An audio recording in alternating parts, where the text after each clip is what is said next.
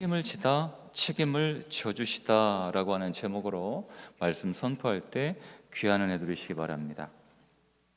여러분, 모든 일에는 책임이 따릅니다.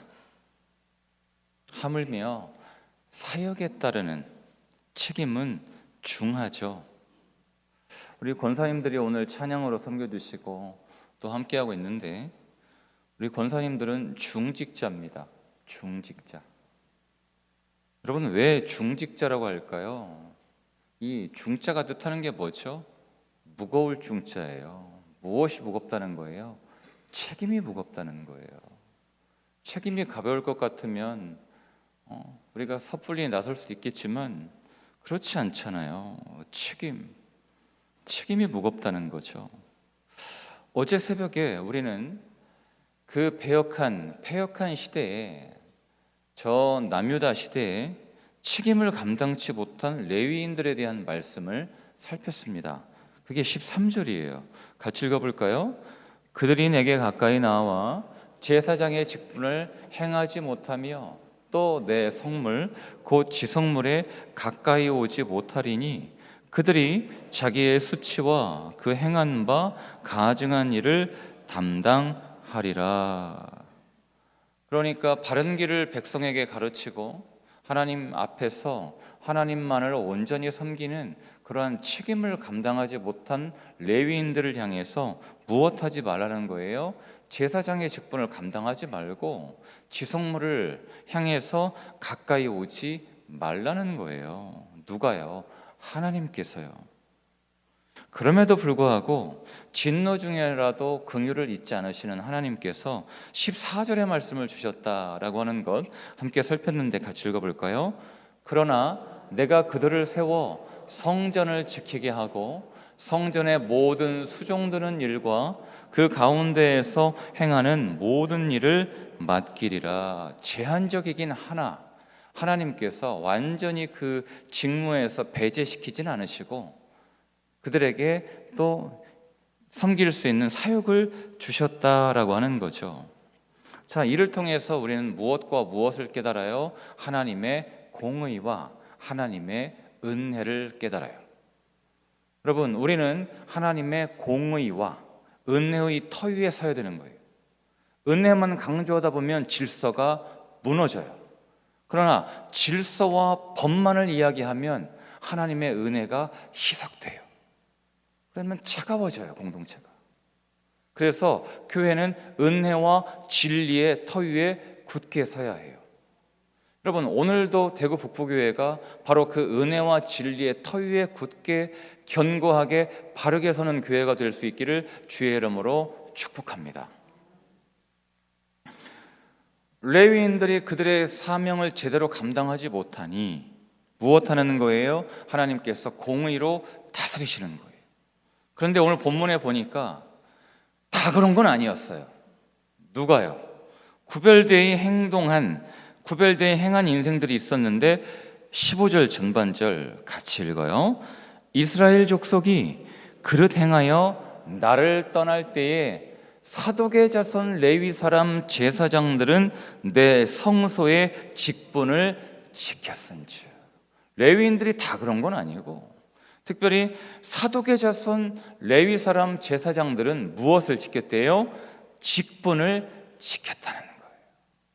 여러분, 신앙생활은요, 다른 사람은 어쩌든지 내가 하나님 앞에서 내 직분 지키는 것이고 내 사명 감당하는 거예요. 자꾸 환경 이야기해요. 형편 이야기합니다. 이러한 형편에서 우리 자녀들이 이런 경우 있죠. 지금 집안 형편이 이러한데 제가 공부하게 생겼냐고. 여러분, 그럴 때 어떻게 해요? 그렇지, 공부할 수 있겠어? 이렇게 이야기합니까? 너는 공부를 하라는 거예요.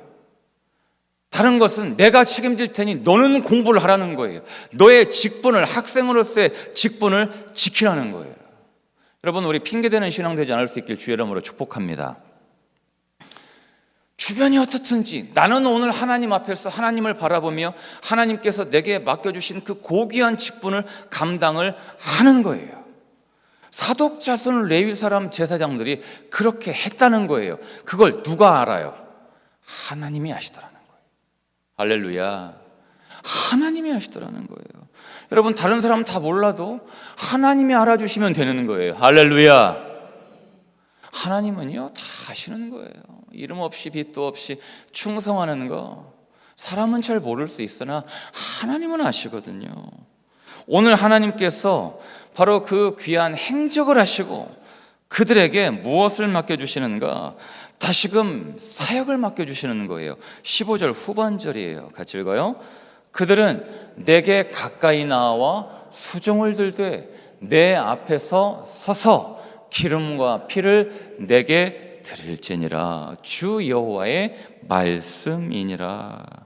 레위 사람들 적금 금지 시키셨는데 그 역할을 제한하셨는데 누구만은요? 사독 자손들. 이들은 여전히 기존에 하던 그 사역을 감당할 수 있도록 하나님께서 기회를 주시는 거예요. 왜요? 그냥요? 아니요. 그들은 구별되이 행하였다는 거예요. 책임을 다했으므로 다시금 책임을 성소에서 섬길 수 있는 직분 곧 책임을 맡겨주신 거예요. 그러한 인생들을 향해서 성소 안에서 어떻게 지내야 할 것인지에 대해서 말씀을 하시는데 여러분 읽어보니까요 어때요? 되게 엄하지 않아요?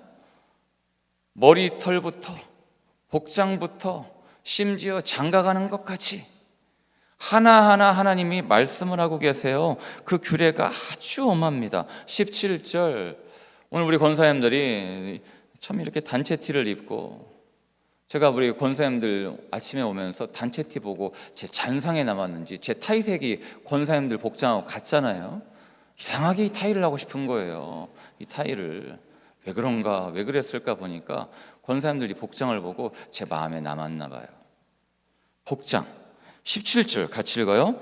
그들이 안뜰 문에 들어올 때에나 안뜰 문과 성전 안에서 수종들 때에는 양털 옷을 입지 말고 가는 배 옷을 입을 것이니. 여러분 복장에 대한 규례가 있죠. 복장만 있습니까? 두발과 관련돼서도 이 두발 머리털 관련해서도 규례가 있어요. 20절 같이 읽어요. 그들은 또 머리털을 밀지도 말며 머리털을 길게 자라게도 말고 그 머리털을 깎기만 할 것이며. 거기에 그뿐만 있는 게 아니에요. 계속되고 있는데 21절 성전 안뜰에 들어갈 때는 무엇을 마시지 말라라고 말씀을 하세요? 포도주를 마시지 말라. 종종 이런 생각 들잖아요. 실질이 뭐가 그렇게 중요해? 아니 형식이 뭐가 그렇게 중요해요? 실질이 중요하지. 아니 마음이 중요하지. 마음이 중요하지. 겉으로 드러나는 게 뭐가 그리 중요해요? 라고 이야기하잖아요. 여러분 그렇습니까? 형식이 왜 중요하죠? 왜 그렇습니까? 당장요. 저 신천대로로 지금도 차들이 다닐 거 아니에요. 그들이 만약에 그 법규를 지키지 않으면 어떻게 될까요? 여러분 퇴근길을 한번 보세요. 놀랍지 않습니까? 그들이 법규를 지키기 때문에 안전한 거잖아요. 왜 하나님께서 이러한 말씀을 주실까요? 우리를 잘 아시고 우리에게 꼭 필요한 규례를 주시는 거예요. 우리는 자유하면 방종하기가 쉽거든요. 실질이 중요하지 형식이 뭐가 그리 중요하냐고 이야기하지만요 그렇지 않아요. 왜요? 형식은 실질을 담는 그릇이 되기 때문이에요. 오늘 본문의 규례 그 안에 담긴 원리는 분명합니다. 하나님을 섬기는 책임을 감당하는 인생, 그들은요 그 삶이 하나님 앞에서 구별되어야 한다는 거예요. 제사장의 복장만 보더라도 그 두발만 보더라도 알 거 아니에요. 저들은 누구예요? 제사장이구나. 여러분, 여러분과 저의 복장과 우리의 언행심사만 보고도 저분들은 그리스도인이구나 라고 하는 것이 드러날 수 있기를 주의 이름으로 축복합니다. 대화하는데 깜짝 놀라면 되겠어요? 교회 다니셨어요? 제가 권사예요. 권사님이셨어요? 이러면 되겠습니까? 어쩐지 언행 심사가 다르시더라. 어쩐지 이게 바람직한 우리의 모습 아니겠습니까? 벌써 1년이 되어가요. 시간 참 빨라요. 작년에 태국 다녀왔잖아요. 태국 선교지를 방문했을 때 참 하나님께서 주신 은혜가 귀하였는데 그 중에 가장 인상 깊었던 장소, 태국에 대한 저의 선입견과 저의 생각을 완전히 바꾸어놓은 그곳이 있어요. 그게 태국의 인제양성의 요람 쭈라롱콘 대학입니다. 제가 얼마나 감동을 받았는지 이렇게 에코백도 사오고 기념품도 사오고 했거든요. 선교사님과 함께 그곳이 어느 선교사님의 선교지여서 방문을 한 거예요. 그런데요, 그곳 학생들의 복장부터 남달라요. 여러분, 태국은 대학생들도 교복 입습니다. 교복을 입어요. 근데 교복이 위에는 상의는 흰색, 하의는 무슨 색일까요? 검정색이에요. 흰색과 검정색인데 상의를 하의에 넣습니다. 그리고 대학을 상징하는 이 벨트와 더불어서 이렇게 벨트를 쫙 착용을 하는데 얼마나 단정한지, 반듯한지. 제가 태국을 모르잖아요. 영어에 능통한 학생들이 얼마나 친절하게, 그때 만났던 한 학생은 자신의 약속 시간을 변경해 가면서까지 저를 중앙도서관으로 안내까지 해주더라고요. 나중에 알고 보니까 대학 생활 어떠냐고 하니까 운동도 해야 되고 또 공부도 해야 돼서 또 만만치 않다고 하는 거예요. 무슨 운동하냐고 했더니 펜싱한대요. 펜싱 뭐 하냐고 했더니 태국 국가대표라는 거예요. 이야, 제가 도전받았어요. 감동받았습니다. 제가 그들을 통해서 성장 동력을 본 거예요. 태국의 미래가 참 미래가 있겠구나라고 생각을 한 거죠. 전반적으로 드러나는 거예요. 오늘 본문의 사독자손 레위 사람 제사장들, 그들에게 규례와 더불어서 또 책임이 주어지는 거예요. 23절 같이 읽어요. 내 백성에게 거룩한 것과 속된 것의 구별을 가르치며 부정한 것과 정한 것을 분별하게 할 것이며. 여러분, 이 시대의 키워드는 뭐예요? 단언컨대 경외와 분별이거든요. 이 시대에 일어나는 모든 문제의 기저에는 하나님을 두려워하지 않는 경외가 사라졌다라고 하는 거예요. 또 이 시대의 키워드는 무엇입니까? 정보의 홍수 시대 가운데 분별이거든요. 귀에 들려오는 게 전부가 아니라는 거예요. 옥석을 가릴 수 있는 분별이 필요하거든요. 그런데요, 오늘 사독자손 제사장들에게는요, 그 분별을 넘어 분별을 가르치라는 거예요. 여러분, 아는 것과 가르치는 건 달라요. 가르치는 것은 아는 것 그 이상이어야 가르칠 수 있는 거예요. 가르쳐야 된다는 거예요. 분별케 할 수 있는 책임이 필요하다는 거예요. 그러한 구별된 삶을 살아가라라고 하는 책임, 심지어는 결혼에 있어서도 어떠한 사람과 결혼해야 하는지 이에 대해서 하나님께서 규례를 주시는 거예요. 여러분, 질문드립니다. 이러한 규례 읽기만 해도 참 부담이 되는 이러한 규례, 이것이 그저 책임이어서 부담이어서 벗어버리고 싶은 그러한 옷과도 같은 것일까요? 여러분, 어떻습니까? 우리는 이미 살펴보았고 알고 있어요. 이러한 책임은요, 하나님께서 인생에게 허락하신 영광인 거예요. 이러한 책임을 감당을 하는 것, 하나님의 존전에서 이러한 책임을 감당할 수 있다라고 하는 것은 무한 영광인 거예요. 우리 권사님들 오늘 복장 입고 오시면서 내가 어쩌다가 권사로 세움을 받아서 이 새벽에 이 이른 아침에 복장마저 자유롭게 못하고 내가 어쩌다가 이 분홍색 옷을 입고 나와야 하나, 이런 분 계세요? 없으시죠? 입으시면서 생각했을 거 아니에요. 주님, 제가 권사입니다. 주님, 제가 중직자입니다. 그런 마음으로 섰을 거 아니에요. 무엇이에요? 책임은 영광인 거예요. 할렐루야. 이 사실을 깨닫는 사람이 영광스럽게 생각하며 감사하며 책임을 감당을 하는 거죠. 그러니 그러한 사독 자손들을 향해서 다시금 책임이 영광임을 생각하며 15절 후반절을 같이 읽어요. 그들은 내게 가까이 나와 수종을 들되 내 앞에 서서 기름과 피를 내게 드릴지니라 주 여호와의 말씀이니라. 하나님의 부르심을 입고 하나님의 곁에서 계속해서 제사장 직분을 감당할 수 있는 것, 책임을 감당할 수 있는 것, 이것이 무엇이라고요? 영광이라고요. 그리고 그 영광엔 무엇이 따라요? 책임이 따른다는 거예요. 그러니까 책임과 영광은 함께 가는 거예요. 달란트 비유를 우리가 알고 있죠.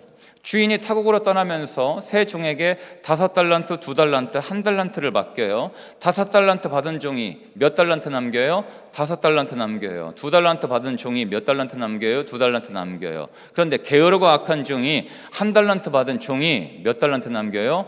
안 남겨요. 그대로 둡니다. 주인이 때가 되어 옵니다. 그때 5달란트를 남긴 종을 칭찬하죠.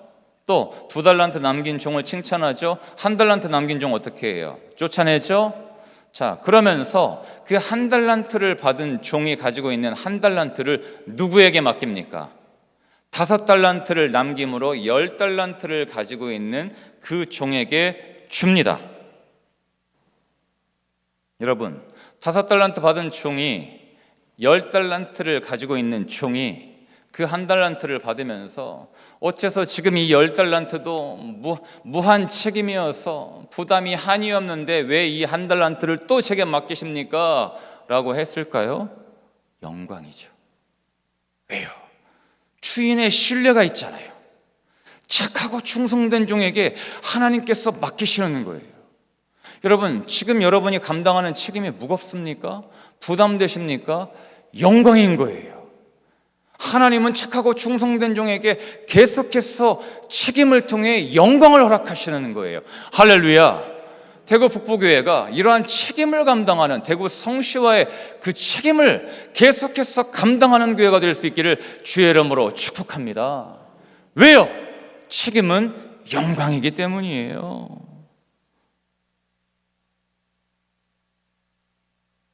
그러면서 하나님은요, 그들에게 은혜를 부어주세요. 무엇이 은혜입니까? 28절 같이 읽어요. 그들에게는 기업이 있으리니 내가 곧 그 기업이라. 너희는 이스라엘 가운데에서 그들에게 산업을 주지 말라. 내가 그 산업이 됨이라.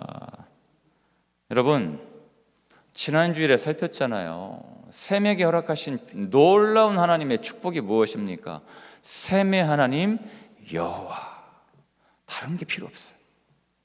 여러분, 하나님이 주시는 그 무엇이 여러분에게 은혜요 복입니까? 하나님이 나의 하나님이 되시는 것이 복입니까? 하나님이 나의 하나님이 되시고 하나님이 나의 아버지가 되시면 다 가진 거 아니에요? 여러분, 맞습니까? 셈의 하나님 여호와, 사독자손들에게 하나님이 기업이 되어주신다는 거예요. 얼마나 놀라운 은혜입니까? 이보다 더 큰 은혜가 어디 있어요? 이보다 더 큰 복이 어디 있냐는 거예요. 무엇입니까? 책임을 감당한 사독자손들에게 하나님께서 책임과 영광을 맡겨주시면서 하나님께서 내가 너희의 기업이라 말씀하시며 내가 너희를 책임져 주시겠다라고 하는 놀라운 선포인거예요. 놀라운 약속이에요. 신실하신 하나님은 그 약속을 지키십니다. 하나님 앞에서 여러분과 제가 오늘도 맡겨주신 직분과 책임을 넉넉히 감당하는 가운데 하나님께서 더욱 계속해서 맡겨주시는 책임을 감당하며 내 인생을 대구 북부교회를 책임지시는 그 하나님을 알고 깨닫고 만나고 누리는 여러분과 제가 될 수 있기를 주의 이름으로 축복합니다. 책임지는 인생 하나님께서 책임져 주시고 책임을 더욱 맡겨 주십니다. 이 책임이라는 키워드를 붙들고 오늘 함께 기도할 때 하나님의 은혜와 영광을 알고 깨닫는 여러분과 제가 될 수 있기를 주의 이름으로 축복합니다.